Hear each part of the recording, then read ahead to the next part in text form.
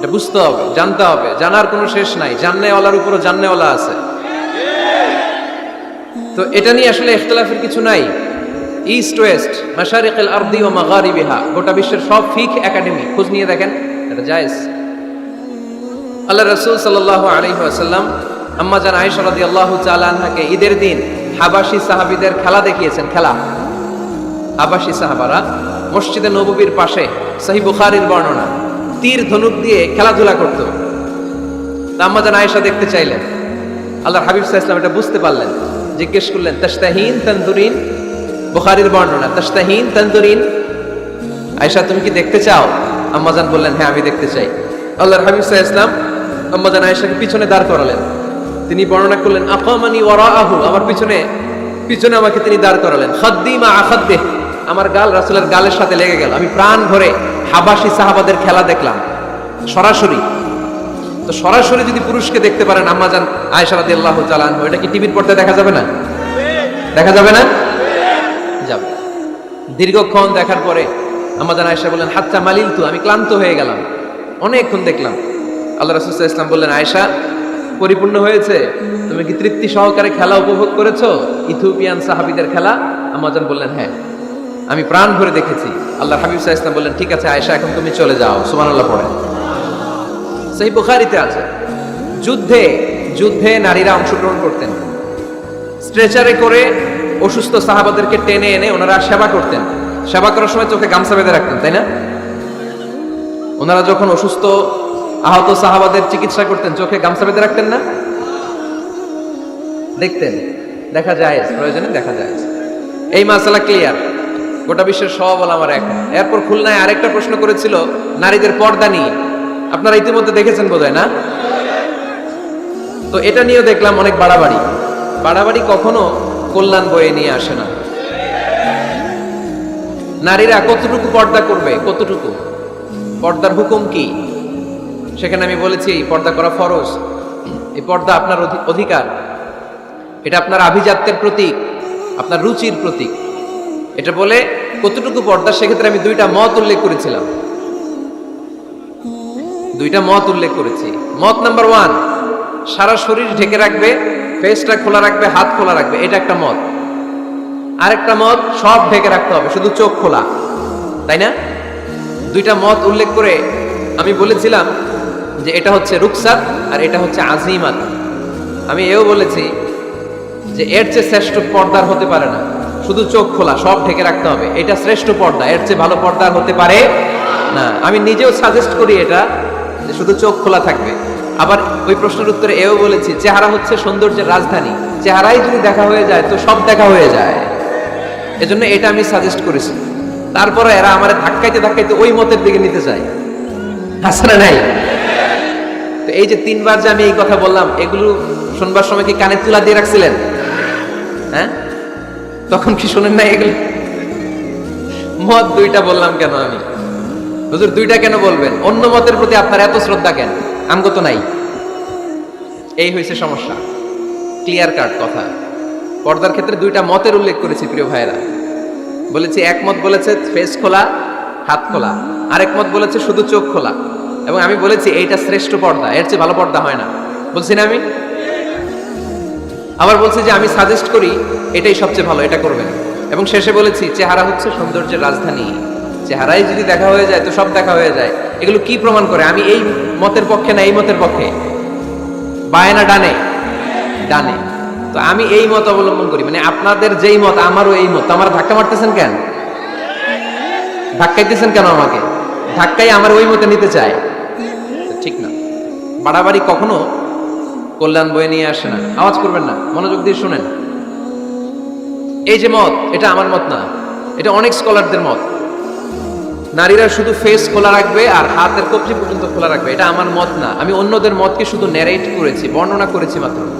Majority স্কলাররা, জুমহুরুল ফুকাহা, I repeat, আমি আবার বলছি, মেজরিটি স্কলাররা বলেছেন ফেস এবং হাত খোলা রাখা যাবে। যদিও আমার মত এইটা না, আমার মত হচ্ছে যে শুধু চোখ খোলা রাখবেন। মেজরিটি স্কলাররা, রাইসুল মুফাসসিরিন আব্দুল্লাহ ইবনে আব্বাস রাদিয়াল্লাহু তাআলা আনহুমা, যার ব্যাপারে আল্লাহর হাবিব সাল্লাল্লাহু আলাইহি ওয়াসাল্লাম দোয়া করেছেন, আল্লাহুম্মা ফাক্কিহহু ফিদ্দীন ওয়া আল্লিমহু তা'ওয়িল, আল্লাহ তাকে আপনি দিনের জ্ঞান শিক্ষা দেন, কোরআনের তাফসির শিক্ষা দেন। উনার মতও ছিল কোরআনের এই তাফসিরে, আয়াতের তাফসিরে, যে ইল্লা মা বাহারা মিনহা, নারীদের যতটুকু প্রকাশ হয়ে যায় সেক্ষেত্রে আল্লাহ ক্ষমা করবেন। এই যাহারা মিনহার তাফসির উনি করেছেন আব্দুল্লাহ ইবনে আব্বাস, যে ফেস আল ওয়াজহু ওয়াল কাফফান, চেহারা এবং হাত খোলা রাখা যাবে। আমার তাফসির না, আব্দুল্লাহ ইবনে আব্বাসের তাফসির, আনাস রাদিয়াল্লাহু তাআলা আনহুর তাফসির। ইমাম আল কুরতুবির তাফসিরে উনি এই মত এনেছেন, ইমাম ইবনে কাসির এই মত এনেছেন। সবচেয়ে মজার ব্যাপার হচ্ছে ইমাম আবু হানিফারও এই মত। সুবহানাল্লাহ পড়বেন না? ইমাম আবু হানিফা আলাইহি রাহমা, উনারও এই মত যে নারীদের চেহারা এবং হাত এটা আওরাত নয়, এটা আওরাত নয়। আপনি আল আজহার ইউনিভার্সিটির ফিক একাডেমির খোঁজ খবর নেন, কিবারু লাজনাতু কিবারিল উলামা, ওনাদের ফতোয়া বোর্ডের রায় হচ্ছে নারীদের এই ফেস আর হাত নারীরা খোলা রাখতে পারবে। মিশরের যে ন্যাশনাল ফতোয়া বোর্ড, তাদেরও একই ফতোয়া। তো ওনাদেরকে গোমরা বলেন না কেন? গোমরার ফতোয়া শুধু মিজানুর রহমান আজহারের জন্য?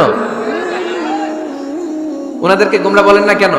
ইমাম আল আযম, আমাদের মাযহাবের ইমাম, ইমাম আবু হানিফাকে গোমরা বলেন না কেন? ফতোয়াকে শুধু আমার জন্য? ইমাম আবু হানিফা কেন এই মত নিয়েছেন? ওনারও দলিল আছে। আমি জাস্ট মতের উল্লেখ করেছি। এটা জায়েজ কেন? কারণ একদল স্কলার এটাকে জায়েজ বলেছেন, তাদেরও দলিল আছে, এই জন্য জায়েজ। বাট আমার মত তো এটা, আমার মত তো এটা। ভিন্ন মতকে শ্রদ্ধা করতে শিখুন। ইমাম আল আযম কিসের ভিত্তিতে বলেছেন যে ফেস খোলা রাখা যাবে? আমি সতরের ওয়াজ করতেছি না, সতর না, আওরাত নিয়ে কথা বলতেছি। ইমাম আল আযম বলেছেন নারীদের চেহারা আর হাতের কবজি পর্যন্ত এটা আওরাত নয়। উনি দলিল নিয়েছেন সুনানে আবু দাউদের হাদিস। হঠাৎ একবার আল্লাহ রাসূল সাল্লাল্লাহু আলাইহি ওয়াসাল্লামের ঘরে, আম্মা জান আয়েশার ঘরে আসমা বিনতে আবি বকর রাদিয়াল্লাহু তাআলা আনহা চলে আসেন। আল্লাহ রাসূল সাল্লাল্লাহু আলাইহি ওয়াসাল্লামের শালিকা, পাতলা কাপড় পরে, যে কাপড়ে হাত দেখা যায়, শরীর দেখা যায়। আল্লাহ রাসূল সাল্লাল্লাহু আলাইহি ওয়াসাল্লাম চেহারাটা ঘুরিয়ে নিলেন, রেগে গেলেন এবং বললেন, আসমা তুমি এখন বড় হয়েছো, তুমি এখন বড় হয়েছো, ছোট্টটি নেই। নারীরা যখন সাবালিকা হয় তখন এতটুকু আর এতটুকু ছাড়া পুরো দেহকে ঢেকে রাখতে হয়। সুবহানাল্লাহ পড়বেন না? ইমাম আল আযম আবু হানিফা এই হাদিস থেকে দলিল নিয়েছেন। আরো দলিল আছে, সহিহ মুসলিম হাদিসের বর্ণনাকারী জাবির ইবনে আব্দুল্লাহ রাদিয়াল্লাহু তাআলা আনহু, ঈদের দিনে আল্লাহ রাসূল সাল্লাল্লাহু আলাইহি ওয়াসাল্লাম ঈদের সালাত পড়লেন আযান একামত ছাড়া। সালাত পড়ানোর পরে তিনি তাকওয়ার ওয়াজ করলেন, সাহাবীদেরকে নিয়ে তিনি চলে যাচ্ছেন। হঠাৎ নারীদেরকে দেখে নারীরা বললেন, আমাদেরকে ওয়াজ করেন। আল্লাহর হাবিব সাল্লাল্লাহু আলাইহি ওয়াসাল্লাম নারীদের সামনে ওয়াজ শুরু করে দিলেন। হাদিসের বর্ণনাকারী জাবির ইবনে আব্দুল্লাহ উনি বললেন, নারীদেরকে নিয়ে যখন আল্লাহ রাসূল সাল্লাল্লাহু আলাইহি ওয়াসাল্লাম ওয়াজ করতেছিলেন, আল্লাহ রাসূল যে ওয়াজটা সবচেয়ে গুরুত্ব দিলেন, আল্লাহর হাবিব সাল্লাল্লাহু আলাইহি ওয়াসাল্লাম বললেন, তাসাদ্দাকনা, নারীরা তোমরা সদকা করো, দান খয়রাত করো, কারণ আমি দেখেছি তোমরাই বেশিরভাগ হবে জাহান্নামের লাকড়ি, তোমরাই বেশিরভাগ জাহান্নামের লাকড়ি হবে। এই কথা শুনে ফাকামাত ইমরাআতুন মিন ওয়াসাতিহিন, এক নারী দাঁড়ালো, নারীদের মাঝখান থেকে এক নারী দাঁড়িয়ে হাত তুললো। জাবির ইবনে আব্দুল্লাহ বলেন, নারীটি যখন দাঁড়ালো আমি দেখলাম সুফাআউল খাদ্দাইন, এই নারীর গালের মধ্যে ফুটফুট কালো দাগ। গালের মধ্যে কি? কালো দাগ। তো ওনার চেহারা যদি খোলা না থাকতো গালের কালো দাগ দেখা যেত? কথা বলেন না কেন? এই দলিলগুলোর আলোকে ইমাম আল আযম আবু হানিফা রাহিমাহুল্লাহ উনি মত প্রকাশ করেছেন জরুরি প্রয়োজনে এই ফেস খোলা রাখা যাবে। সহিহ বুখারীর আরেকটা হাদিস শুনেন, বর্ণনাকারী আব্দুল্লাহ ইবনে আব্বাস রাদিয়াল্লাহু তাআলা আনহু। হজের দিন আল্লাহ রাসূল সাল্লাল্লাহু আলাইহি সাল্লাম উটের উপরে বসা, পেছনে চাচাতো ভাই ফদল ইবনে আব্বাস। ইয়ামুন নাহারে এক নারী আসলেন, সুন্দরী নারী, রূপবতী, অসাধারণ সুন্দরী নারী। এসে বললেন, ইয়া রাসূলুল্লাহ আমার একটা প্রশ্ন আছে। এই নারী এতই সুন্দরী ছিল, ফদল ইবনে আব্বাস বারবার নারীর দিকে তাকাতে লাগলেন। আল্লাহর হাবিব সাল্লাল্লাহু আলাইহি ওয়াসাল্লাম, ফদল চেহারাটা ঘুরাও, এরকম বলে ফদলের চেহারা ঘুরাই দিলেন। ফদল আবার তাকালেন, আল্লাহর হাবিব সাল্লাল্লাহু আলাইহি ওয়াসাল্লাম বললেন, ফদল চেহারাটা ঘুরাও। উনি আবার তাকালেন, আল্লাহর হাবিব সাল্লাল্লাহু আলাইহি ওয়াসাল্লাম বললেন, এই ফদল চেহারাটা ঘুরাও। দেখেন নারীকে একবার বলতেছেন, এই মেয়ে তুমি সুন্দরী নারী, দেখো না ছেলেরা তোমার দিকে তাকায় আছে, চেহারাটা ঢাকো। বলছেন একবারও? কথা বলেন না কেন? বলেন নাই, বরং ফদল ইবনে আব্বাসকে চেহারা ঘুরাতে বলেছেন। তার মানে সব দায় দায়িত্ব নারীদের উপর বর্তায় না, পুরুষদেরকে নিজের দায়িত্ব নিতে শিখতে বলেছেন বিশ্বনবী সাল্লাল্লাহু আলাইহি ওয়াসাল্লাম। আমাদেরও দায়িত্ব আছে না নাই? তো এই হাদিসগুলোর আলোকে ইমাম আল আযম উনি মত পোষণ করেছেন যে ফেস খোলা রাখা যাবে। আমার মত না, তার মানে এটাও একটা মত আছে, ওনাদেরও দলিল আছে। আমার মত হচ্ছে যে শুধু চোখ খোলা রাখতে হবে, বাকি সব ঢেকে রাখতে হবে। তারপরেও ওনারা আমাকে এই মতের দিকে নিতে চাচ্ছে। আমি তো আসলে দুইটা মত শুধু প্রকাশ করেছি। এই পরিবর্তিত বিশ্ব ব্যবস্থায় নারীদেরকে অনেক জায়গায় যেতে হয়, চিকিৎসার জন্য বেরোতে হয়, শিক্ষকতা করতে হয়। আপনি শুধু আপনার মাদ্রাসার গণ্ডির ভেতরটারেই গোটা দুনিয়া ভাববেন না। পেন্টাগনে আমাদের মুসলিম নারীরা চাকরি করে, আমেরিকার মিলিটারি ফোর্সে আমার মুসলিম বোনেরা চাকরি করে, ইংল্যান্ডে, এখানে তো অনেক ইংল্যান্ডের ভাইয়েরা আছে, ওনারা জানবেন ইংল্যান্ডের পুলিশ সেকশনে আমার মুসলিম বোনেরা চাকরি করে। নানা কারণে ওনাদের পক্ষে ফেস ঢেকে রাখা সম্ভব হয় না, ফলে ওনারা এই মতের আলোকে রুখসাতের উপর আমল করার সুযোগ পায়, ঠিক কিনা?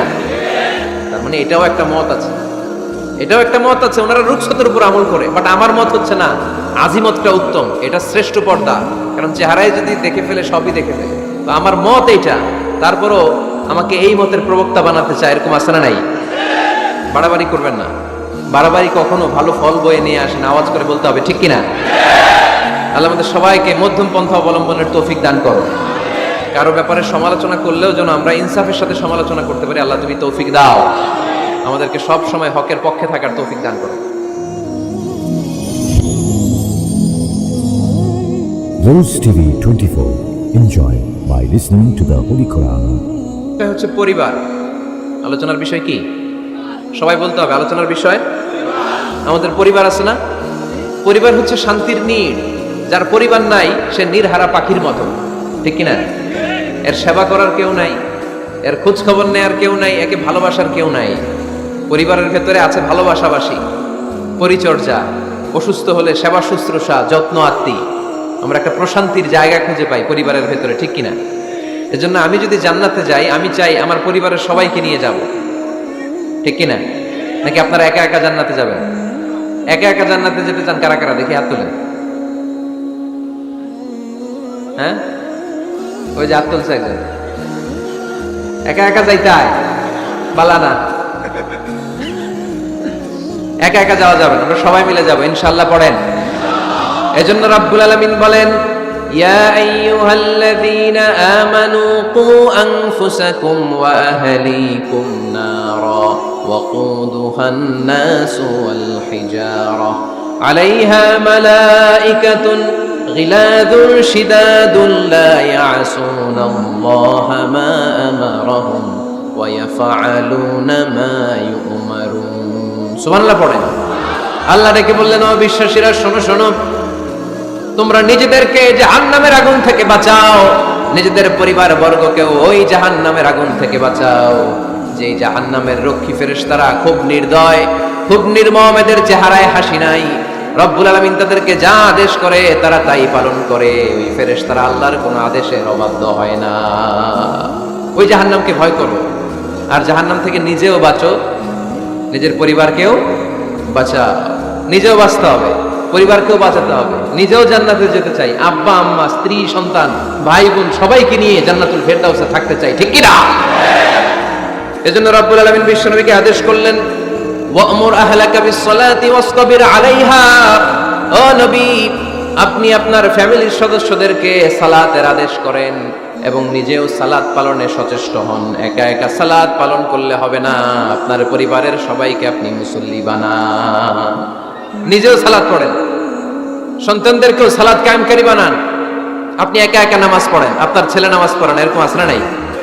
বাবা নামাজ পড়ে, মা নামাজ পড়ে না, আছে না নাই?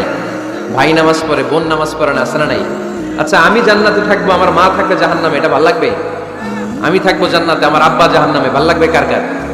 আমি থাকবো জান্নাতে, আমার ছেলে মেয়েগুলো জাহান্নামে। আমি জান্নাতের নাজ নিয়ামত ভোগ করবো, আমার স্ত্রী থাকবে জাহান্নামের আগুনে, এটা আমাদের ভালো লাগবে? এজন্য মুমিন পরিবারের সবাই আমরা জান্নাতে যেতে চাই।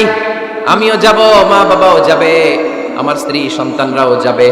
এজন্য রব্বুল আলামিন বিশ্বনবীকে বললেন, নবী নিজেও জাহান্নামের আগুন থেকে বাঁচেন, আপনার পরিবার বর্গকেও জাহান্নামের আগুন থেকে বাঁচান। নিজেও বাঁচেন, পরিবারকেও বাঁচান। এজন্য মুসল্লি ভাইরা সাবধান, একা মুসল্লি হয় না। ইসলাম পালনকারীরা সাবধান, একা ইসলাম পালনকারী হবেন না। ফ্যামিলির সবাইকে মুসল্লি বানাইতে হবে, সবাই মিলে ইসলাম পালন করতে হবে, সবাই মিলে ঘরটার একটা জান্নাতের টুকরা বানাতে হবে, ঠিক কি না? মুমিন জীবনে পরিবারের গুরুত্ব অনেক বেশি। ফ্যামিলি হচ্ছে এই পৃথিবীর সর্বপ্রথম ইনস্টিটিউশন, প্রতিষ্ঠান। এক একটা পরিবার এক একটা কি প্রতিষ্ঠান, ইনস্টিটিউশন। গোটা বিশ্বে যদি ইসলাম পালন নিষিদ্ধ হয়, আমার পরিবারে আমার ইসলাম পালনের সুযোগ আছে না নাই? কথা কি বুঝতেছেন? বাংলাদেশে ইসলাম পালন নিষিদ্ধ করে দেওয়া হলো, মসজিদে যাওয়া নিষিদ্ধ করে দেওয়া হলো, তাফসির মাহফিল নিষিদ্ধ করে দেওয়া হলো, জুমার খুতবা নিষিদ্ধ করা হলো, ইসলামের সব অনুশাসন পালনকে রাষ্ট্রীয়ভাবে নিষিদ্ধ করা হলো। কিন্তু আমার পরিবারের ভেতরে ইসলাম পালনের সুযোগ আছে না নাই? আমার বেডরুমের ভিতরে কেউ নিষিদ্ধ করতে পারবে কিছু? কথা বলেন। এজন্য গোটা বিশ্বেও যদি ইসলাম পালন নিষিদ্ধ হয়, আমার পরিবারে ইসলাম পালনের সুযোগ আছে না নাই? এজন্য পরিবার অনেক গুরুত্বপূর্ণ। মুমিন পরিবার এটা আল্লাহর পক্ষ থেকে নেয়ামত। আর মুমিন পরিবারে ভালোবাসার ভিত্তি হচ্ছে ঈমান। মুমিন না হলে মুমিন পরিবারের সদস্য হওয়া যায় না। নূহ আলাইহিস সালাম আল্লাহরে বললেন, আল্লাহ এই মহাপ্লাবনে আপনি আমার ছেলেকে মারবেন না। ইন্নাহু মিন ইবনি, নিশ্চয়ই এই ছেলেটা সে আমার সন্তান, আমার ঔরসজাত। আল্লাহ বললেন, না নূহ, তুমি ভুল বলেছো, সে তোমার সন্তান নয়। ঔরসজাত হলেই সন্তান হয় না, ঈমান আনা লাগে। চিল্লায় বলেন ঠিক কি না? নূহ আলাইহিস সালামের এই মহাপ্লাবন নূহ আলাইহিস সালামের সন্তান কানাআনকে রক্ষা করতে পারে নাই। এজন্য মুমিন পরিবারের ভালোবাসার ভিত্তি হচ্ছে ঈমান। আওয়াজ করে বলতে হবে, বিশ্বাসীদের পরিবারের ভালোবাসার ভিত্তি কি? আরো জোরে বলেন, ভিত্তি কি? ঈমান। এজন্য আমাদের পরিবারগুলো আমাদের জন্য রহমত। আমাদের পরিবারগুলো আমাদের জন্য আল্লাহ তাআলার পক্ষ থেকে মার্সি, ব্লেসিংস এন্ড বাউন্টিজ। এই পরিবারের বন্ধন যেন কখনো নষ্ট না হয়। আমরা যেন পারিবারিক সম্প্রীতি, ভালোবাসা কখনো নষ্ট না করি। এখন ওয়েস্টের ধাক্কায়, পাশ্চাত্যের কালচারের ধাক্কায় আমাদের পরিবারগুলো নষ্ট হতে শুরু করেছে, ঠিক কিনা? আপনি খেয়াল করে দেখবেন, পাশ্চাত্যে এখন পরিবারগুলোর খুব মারাত্মক অবস্থা, ভঙ্গুর পারিবারিক ব্যবস্থা। এদের পরিবার টেকে না। এরা তো বিয়েই করে না। এরা বিয়ের চেয়ে বেশি পছন্দ করে লিভ টুগেদার। আছে না নাই?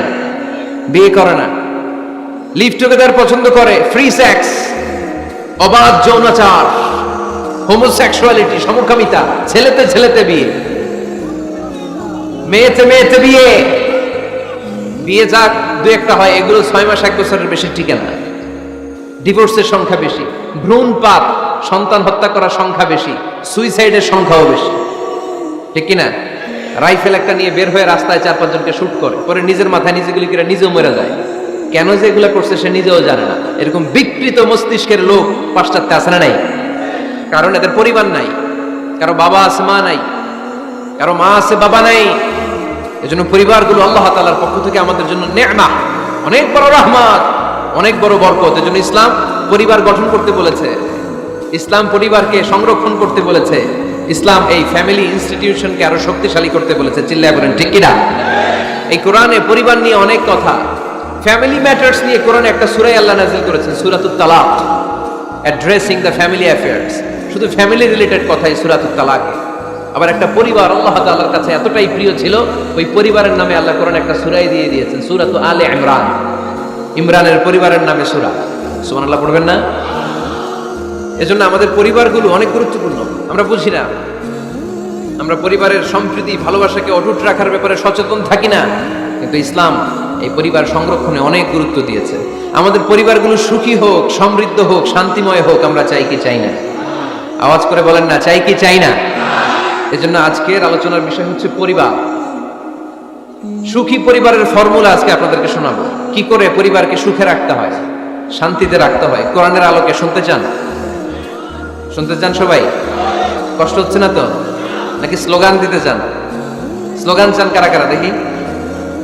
স্লোগান দাও তো একজন, আওয়াজ করে।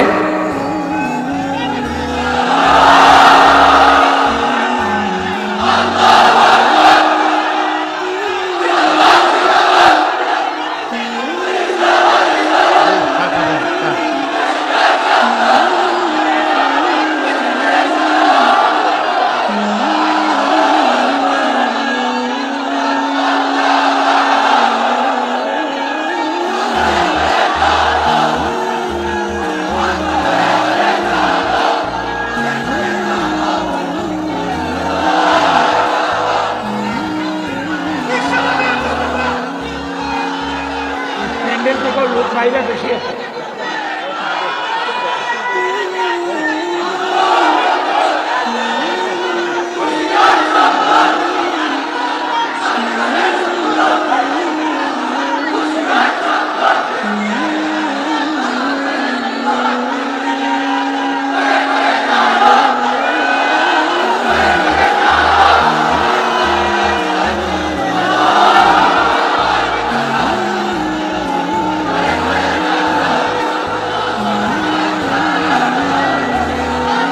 মাশাআল্লাহ।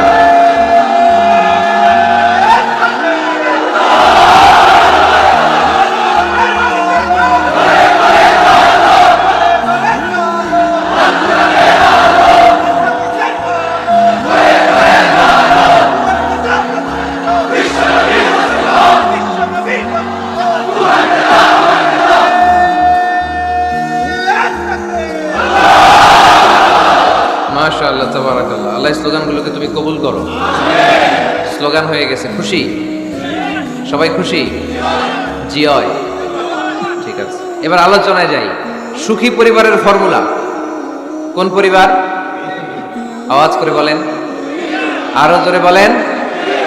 সুখী পরিবারের ফর্মুলা কোরআন সুন্নাহর আলোকে আজকে আমরা এটা জেনে যাব, কি করলে আমাদের ফ্যামিলিগুলো সুখী হবে, সমৃদ্ধ হবে। কোরআন থেকে আমরা যদি প্রেসক্রিপশন নেই, তাহলে কোরআন বলে আমাদের ফ্যামিলিগুলোকে সুখী আর শান্তিময় করতে হলে আমাদের ফ্যামিলির ভেতরে একে অপরকে সালাম দেওয়ার প্রচলন বাড়াইতে হবে। কি দিবেন? আওয়াজ করে বলেন, কি দিবেন? ফাইদা দাখালতুম বুয়ুতান ফাসাল্লিমু আলা আনফুসিকুম তাহিয়াতাম মিন ইনদিল্লাহি মুবারাকাতান তাইয়্যিবা। রব্বুল আলামিন বলেন, যখন তোমরা তোমাদের ঘরে ঢুকবা, ঢুকেই পরিবার বর্গকে একে অপরকে সালাম দাও। এটা আল্লাহর পক্ষ থেকে অভিবাদন পদ্ধতি, এটা বরকতময়, এটা পবিত্র। সুবহানাল্লাহ পড়েন। ইদা দাখালতুম বুয়ুতান ফাসাল্লিমু আলা আনফুসিকুম, ঘরে ঢুকেই সালাম দাও। সালাম মানে শান্তি। সালাম দেই না, এজন্য ঘরে শান্তিও নাই। ঠিক কি না? আজকে যে সালাম দেওয়া যাবে না, বাসায় যে ভাবির আগে সালাম দিবেন, পারবেন না? ভাবি আগে দিতে হবে। কে আগে দিবে শুনি? আপনি আগে। তুমি বিয়ে করছো নি? হ্যাঁ, আগে আগে সালাম দিবেন। রাজি আছেন? ঘরে ঢুকেই সালাম। বাবা দিবে ছেলেকে সালাম, ছেলে দিবে বাবাকে সালাম। স্বামী দিবে স্ত্রীকে সালাম, স্ত্রী দিবে স্বামীকে সালাম, ভাই দিবে বোনকে সালাম, বোন দিবে ভাইকে সালাম। সালাম মানে শান্তি। সালাম নাই, এজন্য ঘরেও শান্তি নাই। চিল্লায় বলেন ঠিক কি না? এজন্য আল্লাহ বললেন, তোমার ঘরে যখন তুমি ঢুকবা, ফাইদা দাখালতুম বুয়ুতান ফাসাল্লিমু আলা আনফুসিকুম, তোমরা নিজেদেরকে সালাম দাও। তাহিয়াতাম মিন ইনদিল্লাহ, এটা আল্লাহর পক্ষ থেকে অভিবাদন পদ্ধতি। মুবারাকাতান তাইয়্যিবা, এই সালামের মধ্যে আছে বরকত, এটা পবিত্র। এজন্য ঘরে যদি আমরা সালামের প্রচার প্রসার বাড়াই, আমাদের ঘরগুলোরে শান্তিময় করবে কে? এটা হচ্ছে নিজেদের ঘর। নিজেদের ঘরে ঢুকলাম, সালাম দিলাম। অন্যের ঘরে তার সালাম টালাম লাগবে না, না? অন্যের ঘরেও লাগবে। সে আদেশ কোরআনের ভেতরে আছে না নাই? রাব্বুল আলামিন বলেন, ইয়া আইয়ুহাল্লাযীনা আমানু লা তাদখুলু বুয়ুতান গায়রা বুয়ুতিকুম হাত্তা তাস্তানিসু ওয়া তুসাল্লিমু আলা আহলিহা। সুবহানাল্লাহ পড়েন। আল্লাহ রেখে বললেন, ও ঈমানদার, ও বিশ্বাসীরা, অন্যের ঘরে যখন তোমরা প্রবেশ করবা, খবরদার প্রবেশ করার আগে অনুমতি নিয়ে নাও। অনুমতি নেওয়ার পাশাপাশি ঘরে ঢোকার আগে সালাম দিয়ে দাও। সুবহানাল্লাহ পড়ে। তাহলে নিজের ঘরে ঢুকি আর অন্যের ঘরে ঢুকি, ঢুকে কি দিব? আওয়াজ করে বলতে হবে, কি দিব? সালাম। আমি আপনাদেরকে সালাম দেই, উত্তর দেন, আসসালামু আলাইকুম ওয়া রাহমাতুল্লাহ। এবার আপনারা আমাকে সালাম দেন, আমি উত্তর দিব, ওয়া আলাইকুম আসসালাম ওয়া রাহমাতুল্লাহ। পারা যাবে নাকি বলবেন আমি বউরে কেন দেব, উনি না আমার আগে দিব? আমি জামাই, আমি স্বামী, আমি হাজবেন্ড। আচ্ছা, হাজবেন্ডের কি বলেন সিলেটি ভাষায়? স্বামীরে জামাই পেটাইনি, জামাই। তো জামাই আগে দিবে না বউ আগে দিবে? হ্যাঁ বলেন, আমি আগে দিব। কে আগে দিবে? আমি। আগে আগে সালাম দেন। আল্লাহর হাবিব সাল্লাল্লাহু আলাইহি ওয়াসাল্লাম বললেন, সহিহ মুসলিমের বর্ণনা, সহিহ মুসলিমের বর্ণনা, আওয়ালা আদুল্লুকুম আলা শাইইন ইযা ফাআলতুমুহু তাহাবাবতুম। আল্লাহর হাবিব বললেন, আমি কি তোমাদেরকে এমন একটা ফর্মুলা শিখাইয়া দিব না, এই ফর্মুলা যখন তোমরা অ্যাপ্লাই করবে, তোমাদের মধ্যে পারস্পরিক ভালোবাসা বাড়িয়ে দিবে কে? সাহাবীরা বললেন, ইয়া রাসূলুল্লাহ, অবশ্যই আপনি আমাদেরকে শিখাইয়া দেন। কোন সেই ফর্মুলা, যেই ফর্মুলা অ্যাপ্লাই করলে আমাদের মধ্যে ভালোবাসা বেড়ে যাবে? আল্লাহর হাবিব বললেন, আফশুস সালাম বাইনাকুম, নিজেরা নিজেদের মধ্যে সালামের প্রচার করো, প্রসার করো। দেখা হলে একে অপরকে তোমরা বেশি বেশি সালাম দাও। আফশুস সালাম বাইনাকুম, নিজেরা নিজেদের মধ্যে সালাম দাও। সালাম নাই ফলে ভালোবাসা নাই, সালাম নাই ফলে আমার ঘরে শান্তি নাই। তাহলে ঘরে শান্তি আনার এক নম্বর ফর্মুলা হচ্ছে সালাম। চিল্লায় বলতে হবে সোজানগরের ভাইরা, এক নম্বর ফর্মুলার নাম কি? সালাম। সাইয়েদনা আদম আলাইহিস সালামকে যখন আল্লাহ তাআলা বানালেন, বানানোর পরে আল্লাহ বলেন না আদম সিজদা করো, আদম কোরআন তেলাওয়াত করো, আদম জিকির করো, আদম তাসবিহ পড়ো, না। আল্লাহ প্রথম যে আদেশটা দিয়েছেন সেটা হচ্ছে সাল্লিম, আদম সালাম দাও। আদম কি দাও? সালাম দাও। আল বাদিউ বিসালামি বারিউম মিনাল কিবর, আগে আগে যে সালাম দেয় তার অন্তর থেকে অহংকার উঠিয়ে নেয় কে? আমাদের অন্তরে অহংকার আছে না নাই? যাদের অন্তরে বেশি বেশি অহংকার, তারা আমরা বেশি বেশি সালাম দিব। আমাদের হৃদয়টাকে অহংকার মুক্ত করে দিবে কে? সেই বুখারীর বর্ণনা, লাম্মা খালাকাল্লাহু আদামা ওয়া কানা তুলুহু 60 যিরাআন, রব্বুল আলামিন সাইয়েদনা আদম আলাইহিস সালামকে যখন তৈরি করলেন 60 হাত লম্বা করে বানালেন। আবার আমরাও যারা জান্নাতের ভেতরে ঢুকবো, আমাদেরকেও সেদিন 60 হাত লম্বা করে বানিয়ে দিবেন কে? কয় হাত লম্বা হয়ে ঢুকবেন জান্নাতে? 60 হাত। সাইয়েদনা আদম আলাইহিস সালামকে যখন আল্লাহ তাআলা বানালেন, বানিয়ে আল্লাহ তাআলা প্রথম যে আদেশটা করলেন সেটা হচ্ছে সাল্লিম, আদম সালাম দাও। কি দাও? সাল্লিম আলা উলাইকান নাফার, এই ফেরেশতাদের এই দলটাকে সালাম দাও। কারণ ইবলিস অহংকারের কারণে সে হয়েছে জাহান্নামী। আল্লাহ চেয়েছেন আমার আদম যেন অহংকারী না হয়, এজন্য আগে আগে সালাম দেওয়া শিখাই দিলেন। চিল্লায় পড়েন আল্লাহু আকবার। আগে যে সালাম দেয় তার হৃদয় থেকে অহংকারকে আল্লাহ মুক্ত করে দেয়, এজন্য আগে সালাম দিবেন। মুরব্বীরা বসে থাকবেন না যে বাচ্চাটা আমার আগে দিবে। অনেক মুরব্বীরা এরকম করে যে আমি দেবো কেন, আমি তো মুরব্বী, ছোটরা আমারে দিবে, এরকম আছে না নাই? আপনি দেন না। আপনি কয়েকদিন দিতে দিতে লজ্জায় পড়ে বাচ্চাটাও আপনারা সালাম দিতে শুরু করবে, ঠিক কিনা? আপনি আপনার স্ত্রীকে কয়েকদিন দিয়ে দেখেন না, কয়েকদিন দিয়ে দেখেন, দেখবেন কয়েকদিন পরে আপনার স্ত্রীও আপনাকে সালাম দিতে শুরু করবে, ঠিক কিনা? এজন্য ফ্যামিলিতে সুখ শান্তি আনার প্রথম মাধ্যম হচ্ছে সালাম। প্রথম মাধ্যম কি? সালাম দিন আর সালামাতে থাকুন। সালাম দিন আর কিসে থাকুন? সালামাতে থাকুন। জান্নাতে যখন জান্নাতীরা যাবে, জান্নাতীদেরকে বারবার সালাম দেয়া হবে। প্রতিটা গেটেই ফেরেশতারা সালাম দিবে। চিল্লায় পড়েন আল্লাহু আকবার। ফেরেশতারা বলবে সালামুন আলাইকুম তিবতুম ফাদখুলুহা খালিদিন। ও জান্নাতীরা আসেন, বসেন, আল্লাহর পক্ষ থেকে আপনাদের জন্য সালাম। ওয়া তাহিয়াতুহুম ফিহা সালাম। জান্নাতের অভিবাদন পদ্ধতির নাম হচ্ছে সালাম। জান্নাতীরাও একে অপরকে সালাম দিবে। সুবহানাল্লাহ পড়েন। জান্নাতে ঢুকলেই সালাম, জান্নাতে বসলেই সালাম, জান্নাতে একে অপরের সাথে দেখা হলেই সালাম। তাই যারা ঘরের ভিতরে জান্নাতি আমেজ উপভোগ করতে চান তারা একে অপরকে সালাম দিবেন। রাজি আছেন? সালাম দিন আর সালামাতে থাকুন। ঘরে যারা জান্নাতি সুখ অনুভব করতে চান তারা সালাম দিবেন। তাহলে আজকে থেকে ঘরে সুখ, সমৃদ্ধি আর শান্তি ফিরিয়ে আনার প্রথম ফর্মুলা আমরা জানলাম সালাম। চিল্লায় বলেন প্রথম ফর্মুলা কি? মনে থাকবে না ভুলে যাবেন? বাসায় যে আজকে সালাম দেয়া যাবে? সবাই পারবেন? মাশাআল্লাহ। 1 নম্বর পয়েন্ট শেষ। ঘরে শান্তি রাখার, রহমত রাখার 2 নম্বর পদ্ধতি হচ্ছে ঘরে ছবি টাঙিয়ে রাখবেন না। ছবি না, বিয়ের ছবি টাঙিয়ে রাখবেন না। মৃত আব্বা আম্মার ছবি বাধাই করে টাঙিয়ে রাখবেন না। নেতা নেত্রীর ছবিও টাঙিয়ে রাখা যাবে না, এটা নিষেধ। রহমতের ফেরেশতারা আসে না, ঘরে ঢুকে না। ইন্নাল মালাইকাতা লা তাদখুলু বাইতান ফিহি তামাসিল ওয়া সূরা। যে ঘরে মূর্তি আছে আর ছবি টাঙিয়ে রাখে, ওই ঘরে রহমতের ফেরেশতা প্রবেশ করে না।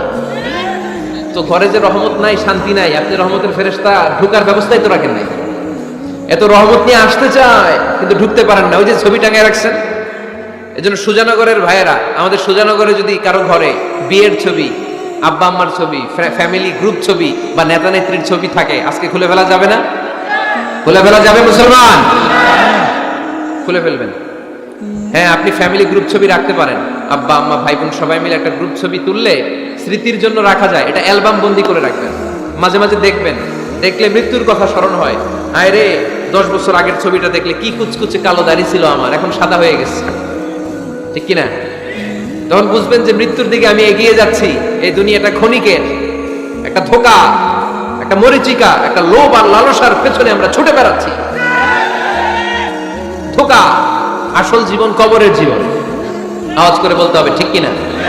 একদিন মাটির ভেতরে হবে ঘরে মন আমার, কেন বাঁধো দালান ঘর রে মন আমার, কেন বাঁধো দালান ঘর। প্রাণ পাখি উড়ে যাবে পিঞ্জর ছেড়ে,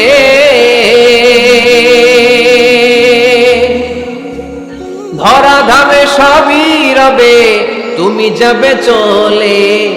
বন্ধু বান্ধব যত, মাতা পিতা দ্বারা সুত, বন্ধু বান্ধব যত, মাতা পিতা দ্বারা সুত, সবই হবে তোমার পরে। মন আমার কেন বান্ধ দালান ঘর, একদিন মাটির ভেতরে হবে ঘরে। মন আমার কেন বান্ধ দালান ঘর। ঠিক কিনা?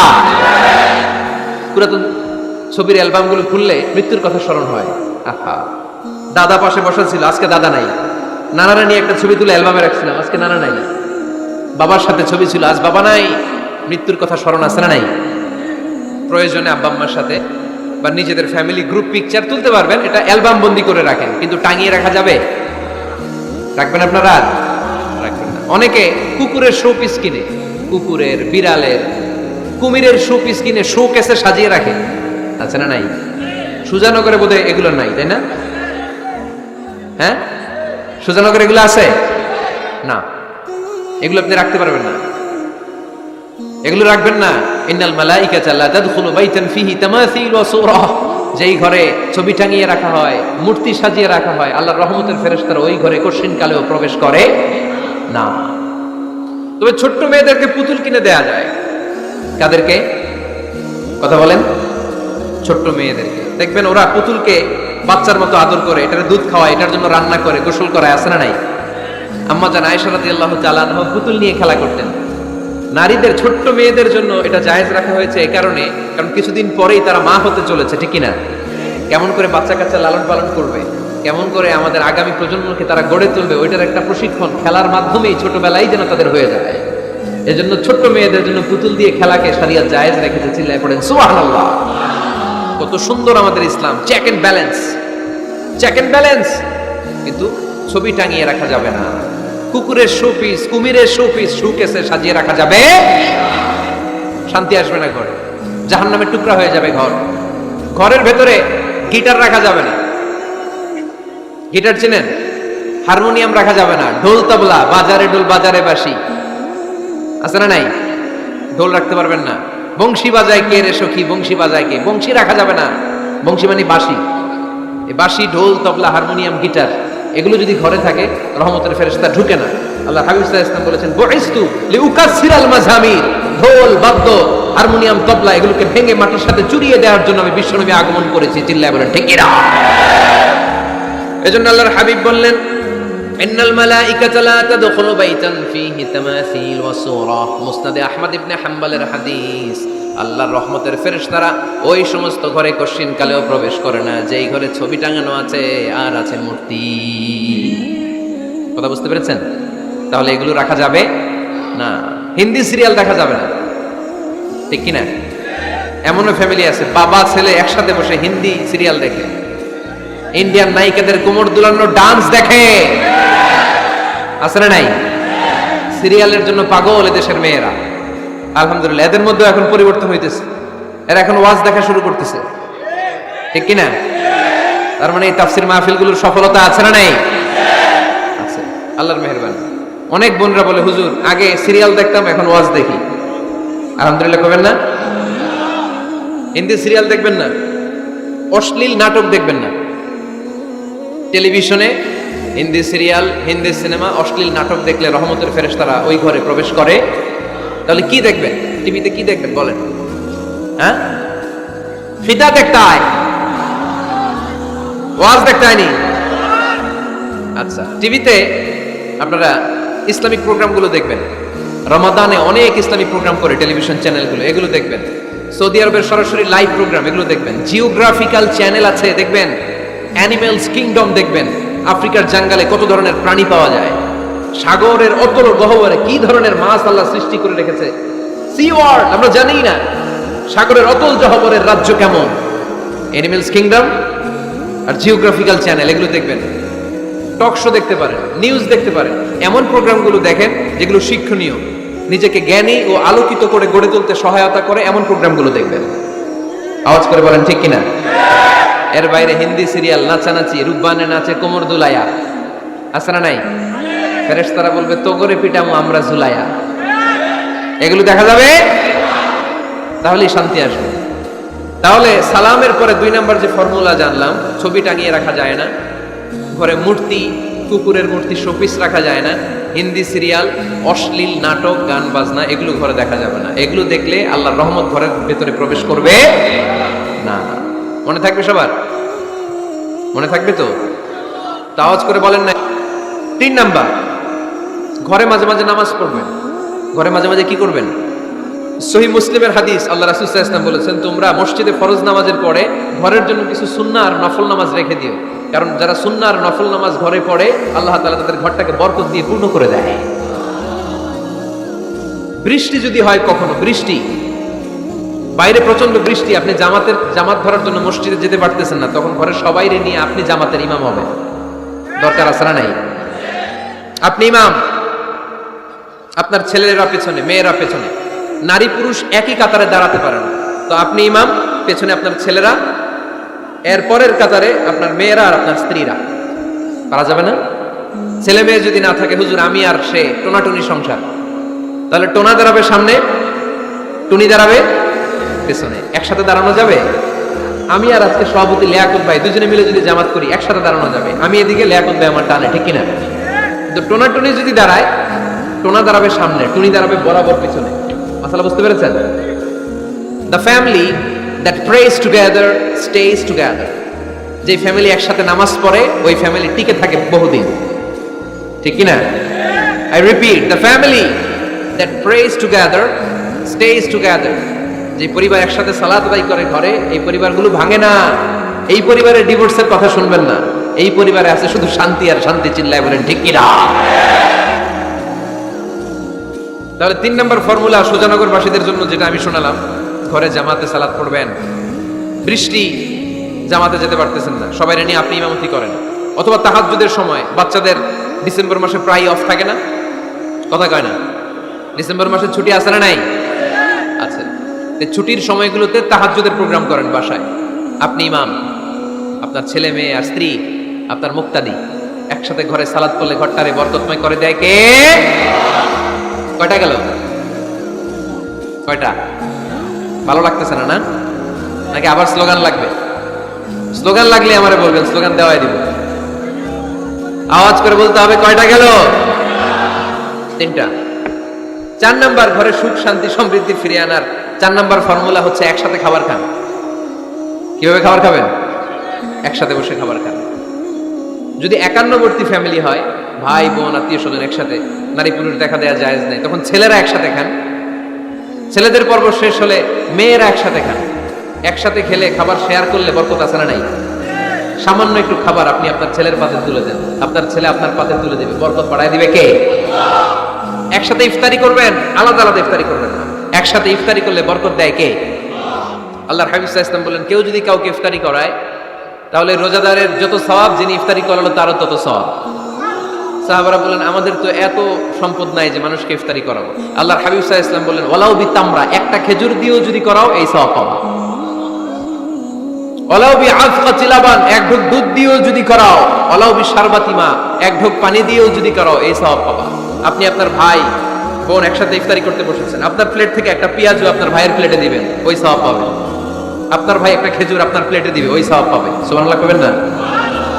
তাহলে ঘরে সুখ শান্তি ফিরে আনার 4 নম্বর ফর্মুলা, একসাথে খাবার খান। একসাথে খাবার খেলে হৃদ্যতা বাড়ে, সম্পর্ক বাড়ে। খাবার শুরু করবেন বিসমিল্লাহির রহমানির রহিম দিয়ে। কি দিয়ে? কোন হাতে খাবেন? বা হাতে, তাই না? চিল্লায় বলেন, কোন হাতে? ডান হাতে।